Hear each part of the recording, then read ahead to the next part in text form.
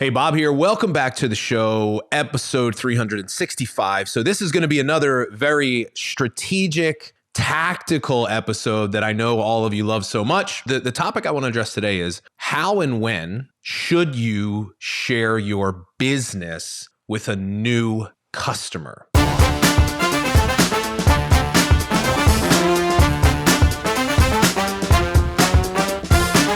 So one of the questions that comes up is, should you do that with every new customer? And if so, when's the right time? Does it matter? And when you do decide to have that quote unquote business conversation, what's the right way to do it? I think this is a missed opportunity for many of you in your business. You're either not having the business conversations, which is not a good thing, right? Especially if your customers are going to be the number one source of consultants on your team. And I bet you're not having them because you just don't feel comfortable, not sure what to say. Or you are having them, but you're taking the wrong approach. Maybe you're doing it too soon, or you're just leading with the wrong stuff in the conversation. So we're going to kind of break all this down for you today. And so the inspiration for today's episode actually came from a call with a coaching client that I just had the other day. And I'm teaching her how to transformationally sell. And we're specifically focusing on the part of her business where she introduces the business to a prospect. And so the circumstances were this: she has like this perfect prospect for her business. She's in the makeup business,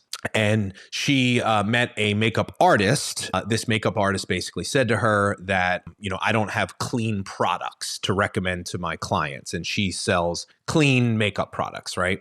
And so that naturally sparked this kind of exchange and led to her kind of sampling some products. So we got on the call, and her question to me was, how would you handle it from there if I were you? And so here's the advice that I gave her. I said, for me, the right time to bring up the business with a customer, if you lead product first, is after you have created some sort of a positive customer experience. Now, let me define what that means. It could be a positive experience related to using the products. That's one of the things. But a customer experience is more than just the product itself.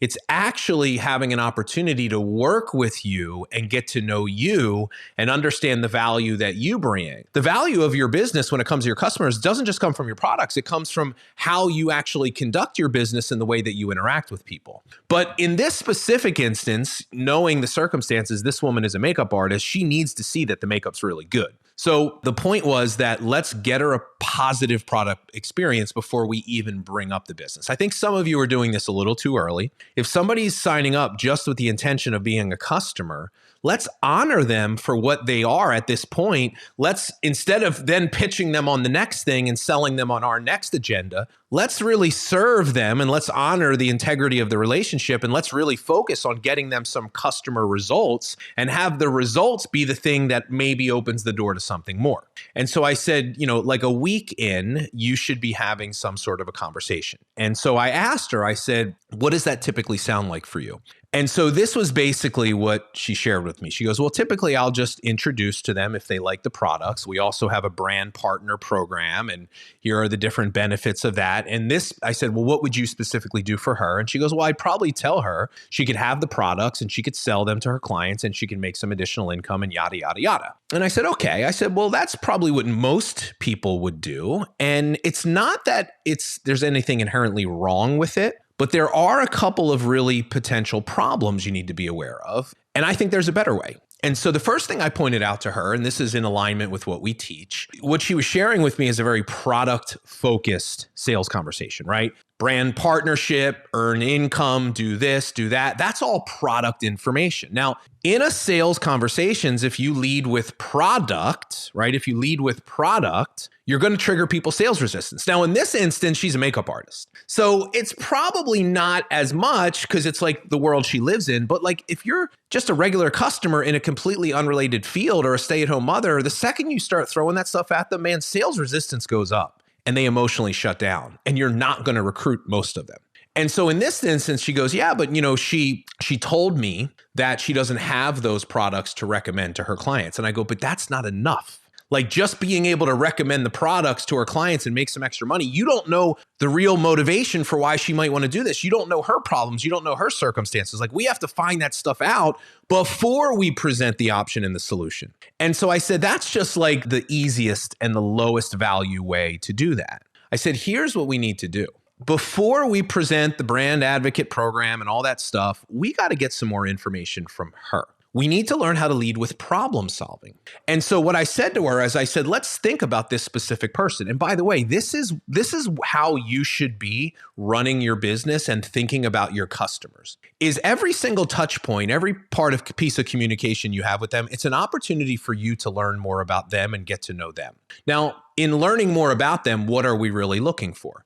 Well, if we know that the ultimate goal may be to have a business conversation with them, wouldn't it make sense to start asking more intentional, purposeful questions to learn more about them and find out if they're struggling in an area that we might be able to help them through the business itself? And so I said, let's think about this particular woman. She's a makeup artist. So what are some of the problems that she could potentially have that your business could solve? And so I brought the discussion back to this thing that we talk about all the time. There's really only three main categories of problems or motivations as to why somebody would want to do something like this: money and opportunity, flexibility and choice, or purpose and meaning. And I said, so let's think about her. I said, well, what's one thing that you could ask her in the area of money and opportunity if she's struggling financially? And so my client was thinking about it, and she goes, well, I guess I could ask her, if her business has been impacted by the economy. I said, yeah, perfect. Amazing question. I go, in the conversation, just say, before you start pitching them on the brand advocate program, you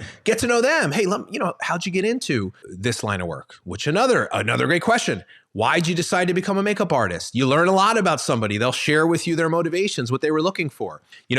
Has the economy impacted your business, or how has the economy impacted your business? That's a great question. So what we're doing is we're looking to try to lead the conversation in the area of, is there an issue financially? Now, let's also think about this person. Well, here's what I know about a makeup artist. If she's not sitting down in front of a client, hands on face, she's not making money. So does she have a family? She goes, I don't know. I go, well, maybe you should ask her that. Do you have family? Do you have kids? Great. Oh, wow. So how do you balance? Because I know your career is a pretty busy, time-intensive one. How do you balance your business and your kids? That's another great, purposeful problem question. I ask that question and she'll give me an answer. And in the answer, you can tell if there's a pain point there. Now, my guess would be, doing what she does, that line of work, she probably does feel some sense of purpose around that. That's probably why she got into it. So what I might do in the whole purpose and meaning thing, I might ask her, do you love being a makeup artist? What do you love the most? Is there anything you don't like about being a makeup artist? Like in a conversation, these are totally authentic and organic things to ask. All they're doing is you're just expressing a genuine interest in getting to know the person. But what I'm doing is I'm looking for that one area or that one thing that I'm like, that's the pain point. So if she's a mom and she says, yeah, it's really hard because I'm working all the time and I don't have a lot of time for my kids, that's the problem. So we shine a light on that. We dive a little deeper. I acknowledge, relate, and share. I totally know what you mean. I have the same thing. I even got to the point, right? And so we're just in this conversation, and what you don't realize is you're already selling the business without even talking about the business. Because what you're doing is you're building more trust with them. You're bringing more value into the customer relationship, and you're selling them on you. And then and only then do you say, well, listen, you really should take a look at this. We have an artist program. And one of the reasons why I got into it is because I was looking for some more flexibility and some more time to do the things that I wanted to do. As a parent, I knew how important that is. And now all of a sudden, she's not like on her heels, like, whoa, why are you selling me? She's like, oh yeah,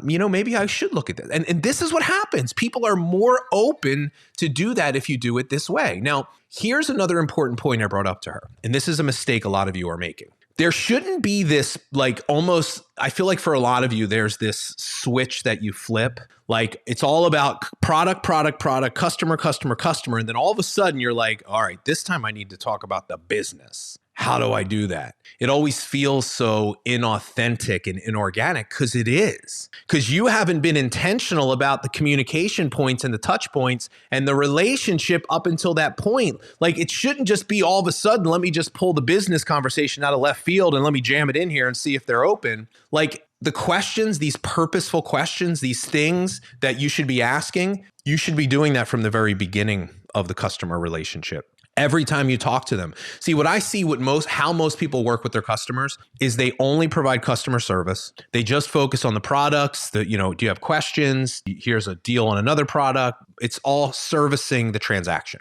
They throw in some small talk and they get pleasantries, getting to know, but there's no intention behind it, right? There's no bigger plan in terms of what you're looking to accomplish. Every time you talk to somebody, you could ask these questions. And so at every touch point, I'm gathering more information. And in doing that, I'm saying, look, I care more about you than just you buying the product. And I'm learning about you and we're building a relationship. So when I get to that point where I want to bring up the business, it's the easiest thing in the world to do, because all I have to do is I say, look, I was thinking about our conversation the other day and what you said to me, and here's the thing. And that's the easiest transition into what you want to do, present what you have as a solution to their problem. You've got to make it specific to what they're struggling with, what they want and what they need. She might tell you she got involved. I wanted to be a makeup artist because I just love, doing work that matters to me is so important. And so, purpose and meaning is important to her. So when you share your business, you really lean into that, but then you layer in I always want to do work that matters. But to me, it's as important that I have flexibility as a mom to be able to also be present with my kids. And so do you see what I'm doing? I'm presenting my business in a way that is completely tied to the very things that I know matter to you the most. And so this is how you bring up your business. It's not this singular event, this thing that you just have to muster up the courage to do. Every touch point is a chance for you to learn a little more. And what you're doing is you're gathering the information and you're building up the momentum. So at some point, it is the easiest thing to do.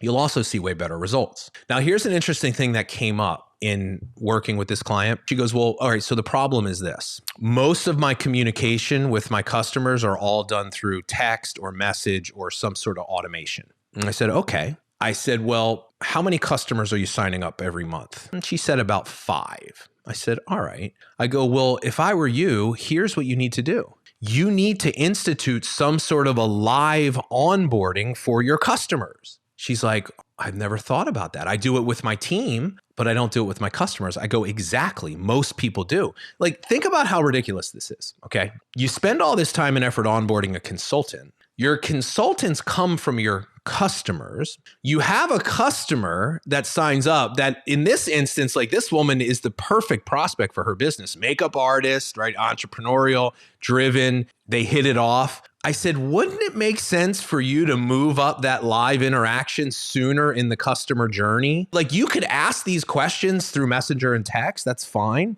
But like, if I got on a Zoom or a call with you, I could do it in the context of a conversation. It will be even more powerful. Now, every business is different.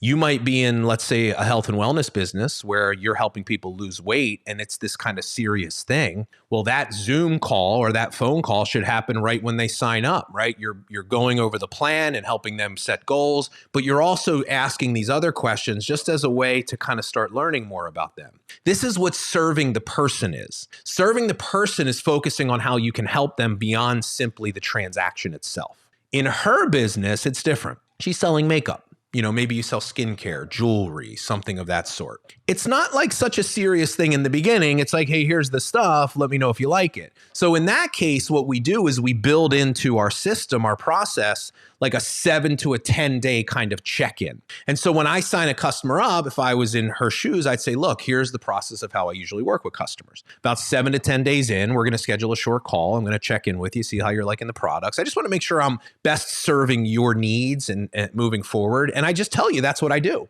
Some people may not do the call. I don't need that. Well, that's fine. Then all you're telling me is the way that you want to work with me in my business. There's not a super high commitment level, and that's okay. But the people that really are wanting the help, they will. And it's in that call, that's where I start to assess, did they have a positive product experience? Let me ask some of those questions. Am I getting something from them, right? They might not, like, everything might be honky-dory and there's no problems and they're happy and life is wonderful. Well, then guess what? I may not bring it up at that point. I'm going to determine what I think is the best thing to do to honor my relationship and the integrity I have with that person in my business. And so to me, like, that's the thing, is it should be this kind of fluid thing that You're just taking small increment steps towards, and I'm telling you, if you do it the way that I teach, I promise you, you will very rarely, if ever, have to stress out over when do I do it. Doing it, talking about the business will just be this natural, effortless kind of thing that happens for you building the relationship and the trust with your customers. So, but as always, hope you got some value out of today's episode. I love and appreciate you all for being here. I'll see you soon on the next episode.